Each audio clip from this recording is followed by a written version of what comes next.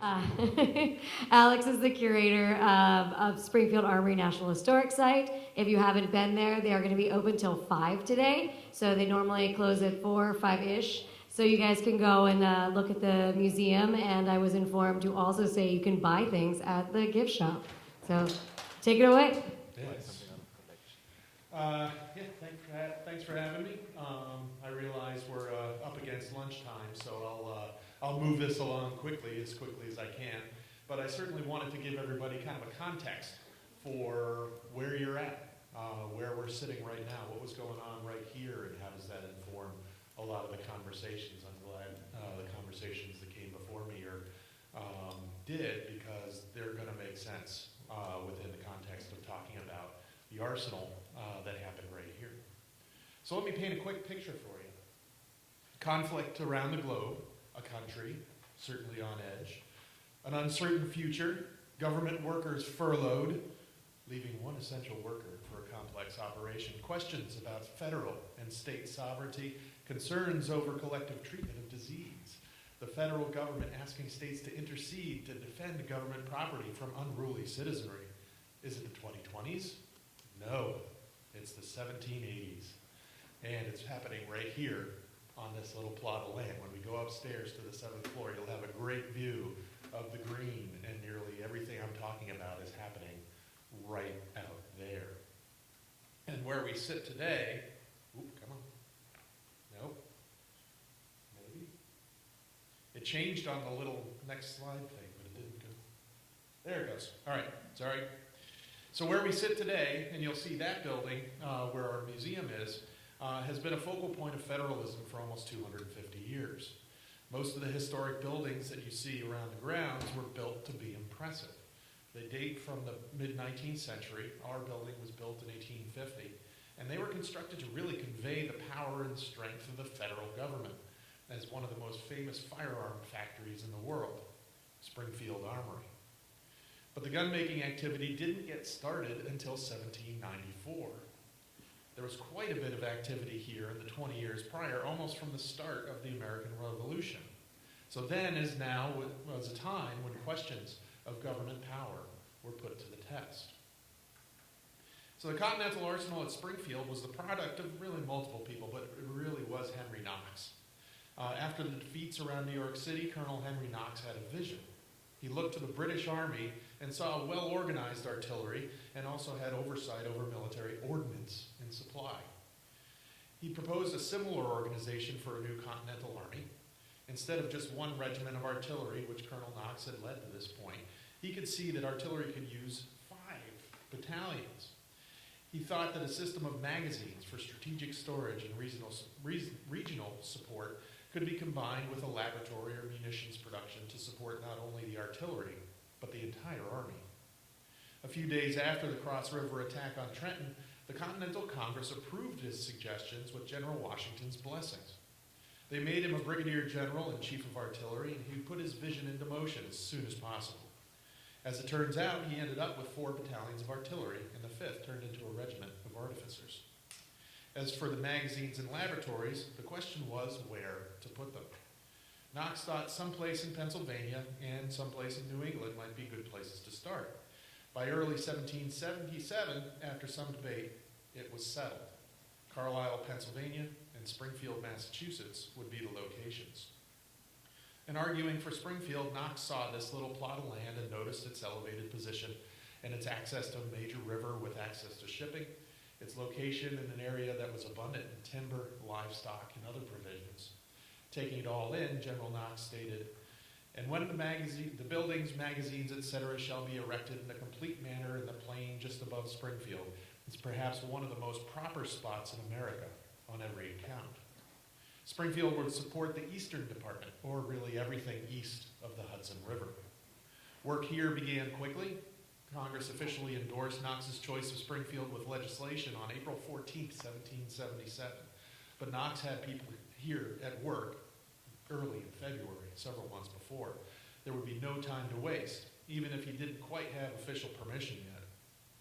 He also had the full support and backing of George Washington, who smoothed the relationship with Congress as Knox pushed ahead. It was this point that the first federal workforce came to Springfield. Early payrolls show over 150 men engaged at the arsenal here, most of whom were enlisted men, either detached from the 5th Regiment of Artillery Artificers or with another unit of artillery. The force was organized by trades. The May 1877 payroll lists 36 carpenters, 37 blacksmiths, 15 wheelwrights, 15 harness makers, 13 armorers, as well as 2 tin men, 2 painters, 3 turners, 6 nail makers, and 1 sailmaker. With other laborers, the total head count was 159. And that was just ordnance. There was another whole contingent of quartermaster troops to the tune of about 50 who were responsible for food, clothing, and other military gear. In fact, Springfield served as a rendezvous point for new levies from Massachusetts and New Hampshire who would concentrate here to get outfitted before marching to the Continental Army. Springfield was suddenly bustling. A few months later, we get a great description from a captured Brunswicker officer. So here's a non-Hessian coming through Springfield after capture at Saratoga. Actually, that contingent was split. The British ended up taking a more northerly route to Boston, and the Germans came down basically following the same path that Henry Knox did, dragging the cannon from Fort Ticonderoga. And this, of course, brought the Germans right through Springfield. He said, "This place is a veritable magazine for the storage of weapons for the Americans. It also has a small but very well-built armory or arsenal. We saw here various parks of artillery with their trains and, among other things, 12 entirely new 4-pounders of French make. The store and magazine houses were filled from top to bottom, and workmen of all trades were seen in the houses engaged in manufacture of ammunition wagons, guns, etc. I have seen here wagons which could not have been better made in England. Order prevailed everywhere, and an old man with a wig and an overcoat attracted my special attention by his scolding and the noise that he made. I ascertained that he was the Master General of Ordnance." There are a couple possibilities who this was. One was potentially a guy named Ezekiel Cheever. He was appointed as the civilian commissary of military stores at Springfield by George Washington. He was actually a member of the Sons of Liberty and a participant in the Boston Tea Party before connecting with the Army at besieged Boston. Also possible is a guy named Lieutenant Colonel David Mason. An experienced artilleryman since the French and Indian War, he was wounded during the siege by an exploding brass cannon. The wound kept him from continuing with the Army in the field, so he was made Director of the Public Works, as they called it here in Springfield. There's confusion, really, because it is difficult to tell who is really in charge, and that fact actually caused problems down the road here. But we start to see a pattern emerge where people are getting assigned to work behind the lines at Springfield who are older, who are infirm, but still capable of doing productive work. Indeed, early in 1778, another officer joined the arsenal. John Bryant was first commissioned as a lieutenant in Colonel Knox's regiment of artillery at Boston. He followed the Army to New York, and at some point during the fighting there, and it really isn't clear what happened, and it may have been an accident, but Bryant lost his right arm. He was lucky enough to survive, and when he recovered, Knox sent him to Springfield along with other injured veterans and put him in charge of the laboratory here.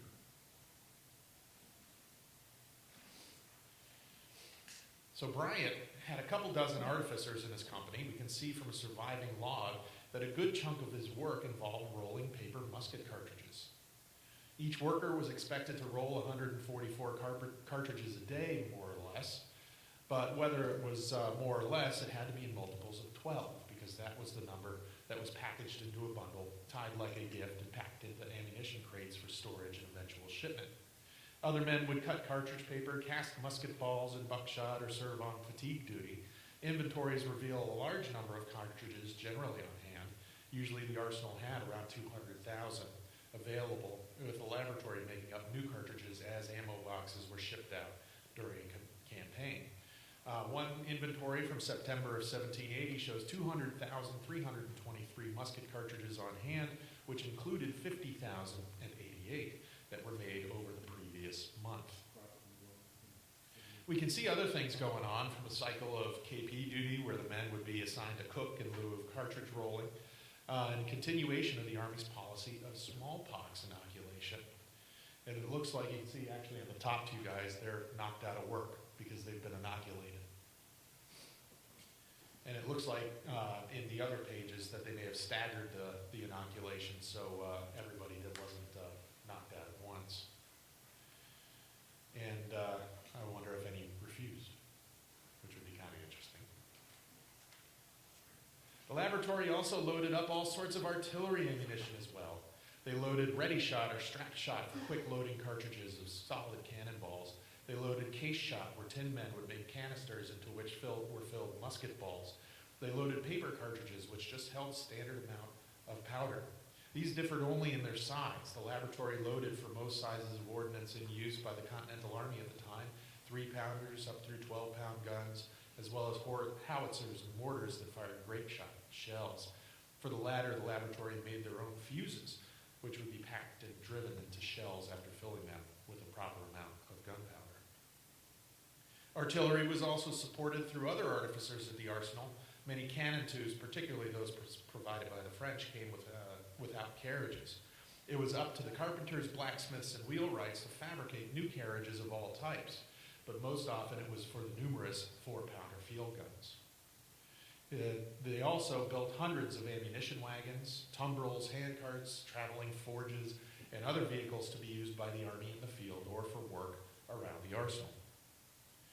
The artificers here also produced all manner of artillery accoutrements. Inventories are filled with rammers, worms, sponges, as well as the raw materials to make them. Workers also manufactured other tools such as gunners' hammers, nippers, powder horns, and even more common articles like scales and weights and scissors and lanterns. Somewhat surprisingly, Springfield Arsenal manufactured and maintained equipment for the cavalry as well. Inventories reveal the full assortment of tack and bridles, saddles, curry combs, nose bags, saddle pads, stirrups, and even spurs. The arsenal served as a central supply depot to the Light Dragoons. Just months after the capture and execution of British spy John Andre and the unmasking of Benedict Arnold in 1780, Washington's spy, Major Benjamin Talmadge, and the 2nd Light Dragoons went into winter quarters just to the north of here in Northampton and worked with the arsenal to repair and refit their regiment. In contrast to the later Springfield Armory, where nearly all the workers were armorers, there were really only about a dozen stationed here during the Revolution. They didn't make the muskets entirely from scratch like they would later at this site, but they did work to bring together all the small arms they could to get their hands on, to repair, remake, fit together, do whatever they could to make a working arm to turn it into a potential military tool. Springfield reported a number of firearms and other weapons in the summer of 1780 available for issue. These numbers include, and you can envision Eric's talk in here, they had 19 chests of French muskets, 1 chest of Hessian muskets, 38 chests of Rampart muskets, which are kind of a little oversized early French muskets. And the tallies also included 13 rifles, 304 carbines, and 2,466 pistols. The latter two, no doubt, part of the arsenal's focus on dragoon armament. On that note, the inventory also reported 67 sabers, 145 marine cutlasses, and I don't know if you can see it, but it's my favorite out here, 1,596, quote, old rusty swords. After the victory at Yorktown,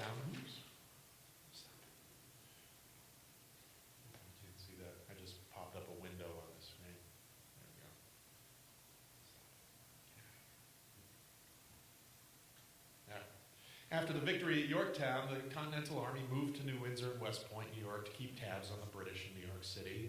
Things slowed down at Springfield. Operations were significantly reduced, but activities continued, even new ones. General Knox really wanted a cannon foundry here. He called it out very early in the war, but it never came together at Springfield. Most early casting was done at Pennsylvania. But after Yorktown, Knox was finally able to move a brass founder, James Byers, up from his role casting cannon in Philadelphia up to Springfield to try to do the same. And they did. While Byers and John Bryant were casting brass ordnance, the remaining artificers built a large brick powder magazine for the safe storage of up to 200 tons of black powder in strategic reserve. Oh, there's Bryant.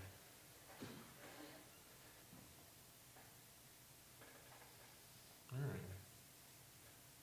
Anywho, with the Treaty of Paris, the activities here ground to an immediate halt. As was true of nearly every American conflict up until World War II, there was a massive reduction in force. Effectively, the entire army was dissolved, mainly driven by a lack of money. That included Springfield. All work stopped. They were able to cast about 23 artillery pieces, but because of the sudden work stoppage, several remained unfinished, and they would stay that way for over a decade. Most of the artificers still had time on their enlistments, so everyone was furloughed for the remainder of their terms. Reorganization of the Department of War identified one man as Commissary General of Military Stores to oversee all remaining magazines and military depots from his office in Philadelphia, and he could select just one person to administer each arsenal. At Springfield, it was John Bryant, who would now operate as a civilian, as a deputy commissary of military stores. When Henry Knox became Secretary at War in 1785, he sent John Bryant specific instructions on his role. Most paramount is the preservation of one of the nation's largest strategic reserves of gunpowder. It would be Bryant's job to ensure that powder remained usable at a moment's notice. Knox detailed his process, which would be an annual cyclic event. And this is Knox directly to John Bryant saying, as the preservation of the powder is of the highest consequence to the United States, you will give an incessant attention to this article. Every barrel of powder must be reversed monthly from its former position. That is, whatever head or side it stood or lay upon the preceding month, it must be placed upon its opposite head or side the proceeding month. In the months of June, July, and August annually, the whole quantity in the magazines in succession must be taken out of the barrels, spread upon large trays, each to hold a barrel or hundredweight, exposed to the sun and mixed up hourly, from 10 o'clock in the morning to 4 o'clock in the afternoon, then repacked in the barrels so tight as to prevent any grains from escaping. Quite an effort for a guy with one arm. As part of this process, each barrel was to be proved by putting a sample of 1 ounce into a small howitzer, noting how far an 18-pound ball would travel in yards as a gauge of its strength. Each barrel would be marked with an individual number and the yardage before putting the barrels back into the magazine. At the end of the war, the magazine wasn't full to capacity, but it did have over 1,300 barrels, or 130,000 pounds of gunpowder. John Bryant, with some contracted helpers, had just turned over the powder in the summer of 1786 when trouble began. A group calling themselves Regulators were organizing into armed bands of militia and shutting down courts and towns across Massachusetts to protest and effect change in the state government, particularly Massachusetts' constitution. In late September, a similar group organized at Springfield to shut down the court here, and that would have been down in town. 2 groups of militia showed up. Those in support of shutting down the court would take the name of one of their leaders, Daniel Shays. The other militia was called out by the state and were in support of the government. Using language that we heard in the panel earlier, Knox called this latter group the well-affected militia. And boy, was he worried. The court was indeed shut down and adjourned without doing any business in September, and all parties went home.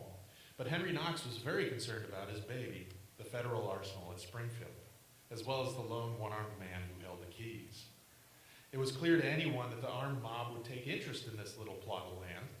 In addition to the 1,300 barrels of gunpowder in the magazine, arsenal inventories showed 7,000 new French muskets, 200 tons of artillery, tens of thousands of musket and artillery cartridges, thousands of cannonballs, grape shot, canister shot, and other projectiles.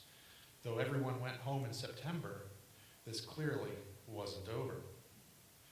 Knox worked feverishly to put whatever protections he could in place, but he had to do so quietly. This was one of the only parcels of federal land in the entire region. Who has jurisdiction? The country was still under the Articles of Confederation, which vested a very limited power into Congress with no separate executive. Indeed, talks were already underway to scrap the Articles. Just days before the Springfield court shut down, several states met in Annapolis, Maryland, in a gathering that was originally called, quote, a meeting of commissioners to remedy the defects of federal government.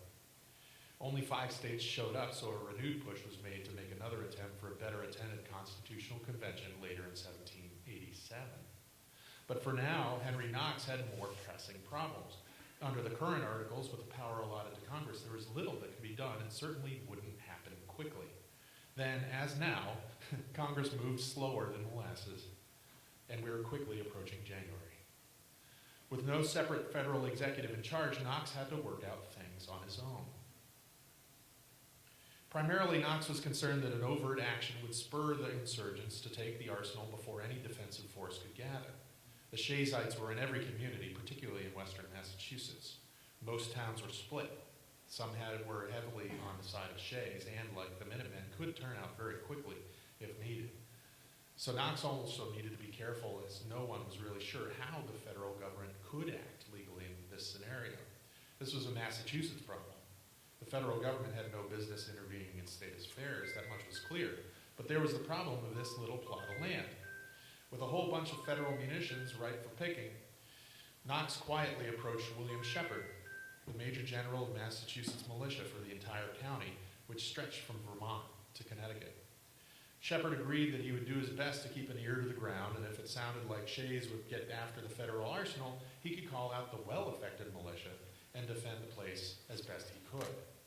Knox then quietly wrote to the Massachusetts governor to let him know about his concerns, and that he would like official state permission for the state militia to guard federal property.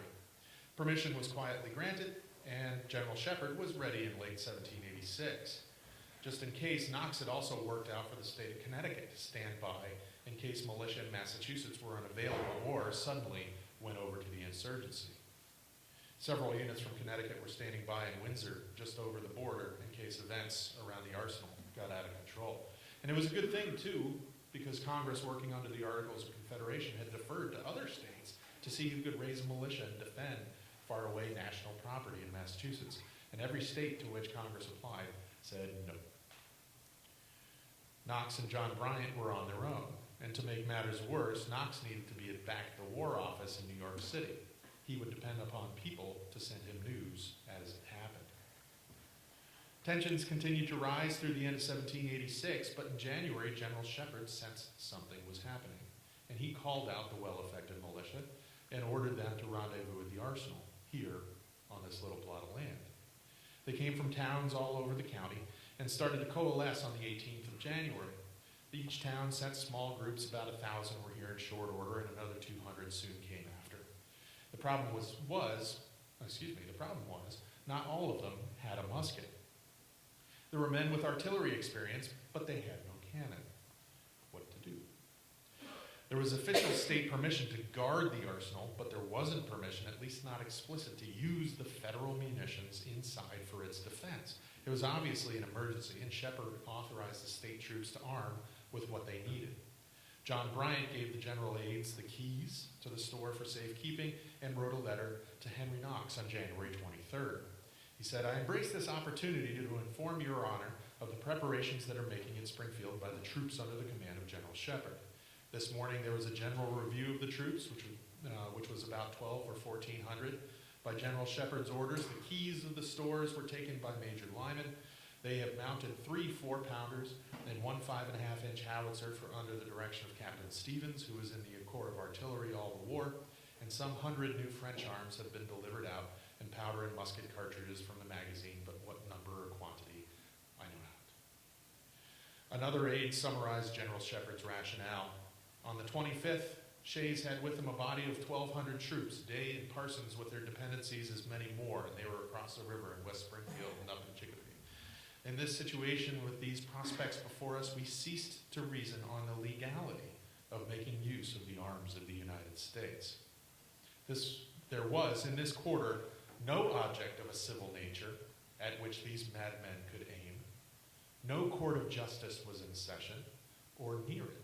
General Shepherd took the only efficient measure in his power to defend the property of the public and the lives of those men who were valuable to the Commonwealth. He took the weapons of the Union to defend its property and to support the constitutional authority of this Commonwealth, and perhaps eventually of the other states. Another letter to Knox from his confidant in Hartford went out on the 24th. "I this moment arrived here in Hartford from Springfield, at which place I left at 4 o'clock this afternoon. While I was there, I made it my particular business to find out as near as possible the strength and determination of both parties, and I believe the following to be nearly right.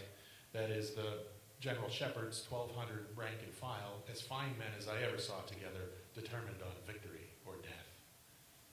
Daniel Shays' regulars were forming in the three groups surrounding the town. As I mentioned, Luke Day was reported to command about 600 or 700 in West Springfield across the river. Another several hundred were with Eli Parsons just north of Chicopee. Daniel Shays commanded the largest force, around 1,200 disaffected militia. The entire force was to attack simultaneously from three directions, but crossed or captured communications, resulting in Shays leading the attack from the east on January 25th. Another letter dispatched a report to Henry Knox with information from Captain Cushing, who left Springfield as hostilities commenced. Captain Cushing has this instant arrived in this town from General Shepard to acquaint you with the stores at Springfield are attacked by a party of Shays' army consisting of about 1,200 men. The facts, near as I can collect, are here as follows. Captain Cushing left Springfield at 4 o'clock this afternoon. Shays' party were within 300 yards of the stores, directly opposite the magazine. General Shepard's men were in readiness to receive them, his artillery and men placed to the best advantage, and after Captain Cushing left them, he saw the smoke and heard the report of several cannon. Captain Cushing is very positive that an action commenced half an hour after he left that place. And what must have been a relief to Knox, the letter ended with a postscript. P.S. I believe that most of the powder was removed from the magazine yesterday. The action didn't need commence. As Shepard later reported, quote, "The unhappy time has come," he said, "in which we have been obliged to shed blood." Shays' troops marched towards Shepard's line in columns by platoon. Shepard ordered his artillery to put 2 shots over their heads. The insurgents continued forward. The artillery was then ordered to fire grape or case shot directly at the lines, which sent Shays' men reeling. 3 men were killed outright and another would die at the arsenal that night. 20 more were wounded, but were able to make a hasty and disorderly retreat with the rest. Shays' unit broke. Inspecting the scene afterward, Shepard examined the muskets dropped by the insurgents, and they were, as he said, deeply loaded. This was no parade or demonstration. This was an armed insurrection that might have gone in a completely different direction had the attack succeeded, or if Shays and Day were more organized. After the battle, Shepard was conflicted about what to do next. A military unit that breaks like Shays did would normally require an aggressive chase to capture as many as possible and encourage the rout. But there were still forces out there, and Shepard elected to continue to defend this little plot of land. The next day, on January 26th, relief arrived. General Benjamin Lincoln had arrived from Worcester with about 3,000 other well-affected militia from Essex, Suffolk, Middlesex, and Worcester counties. This group also included 20 artillery pieces as well as 400 light dragoons. This large contingent would rest briefly here before pursuing the remnants of Shays' regulators through the terrible winter weather over the coming weeks and months. But this was effectively the end of Shays' rebellion, and life on our little plot of land here returned to normal, as it were. One of the few federal military units raised at the time, a single company of artillery, were stationed here as a guard. But once all was deemed safe, and after a couple of years, everybody started getting money again, and staff was back down to 1. Our one-armed veteran, John Bryant. Shifting powder nearly every summer until funding appeared under a new constitution that included new revenue-raising vehicles for the federal government. This not only gave Bryant several years of deferred back pay, but it also enabled the hiring of contractors to continue some of the work left dormant since 1783. When Congress authorized the establishment of the Federal Arms Factory in 1794, the musket-making operation was essentially laid right on top of the existing arsenal.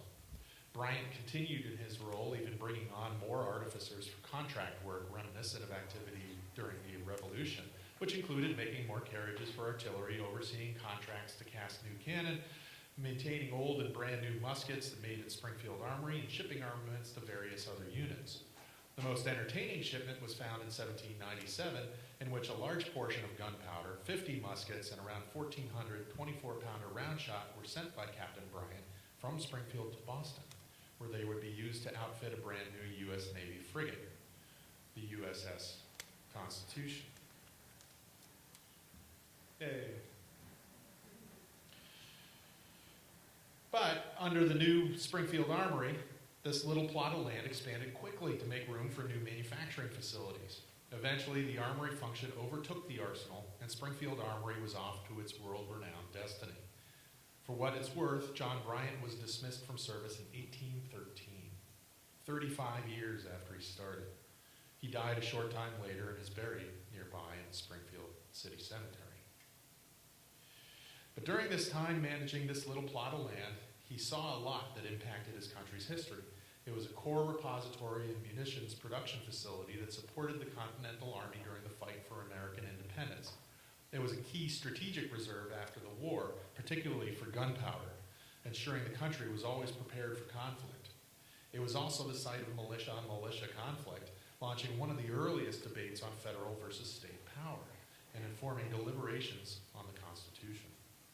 This little plot of land we now sit on was witness to so much of the early history of the foundation of the current United States, all because in 1777, Henry Knox thought that this little plot of land was, quote, the most proper spot in America. Thank you.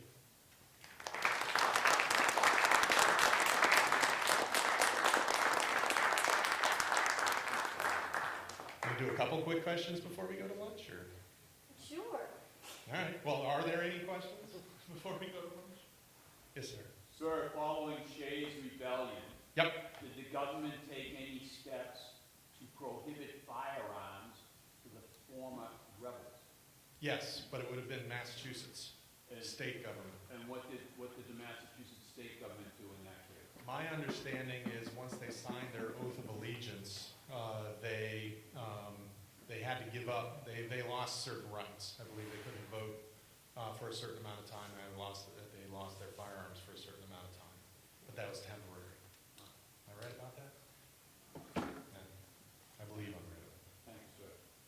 I'm interested in the slide that had the numbers of laborers and the different types of laborers that were working at Springfield in the early days. And I'm curious, how would those people, mostly men, I assume, be recruited? When they were setting up the armory, they thought, there's a lot of people around, there's timber, there's livestock. Presumably there were blacksmiths.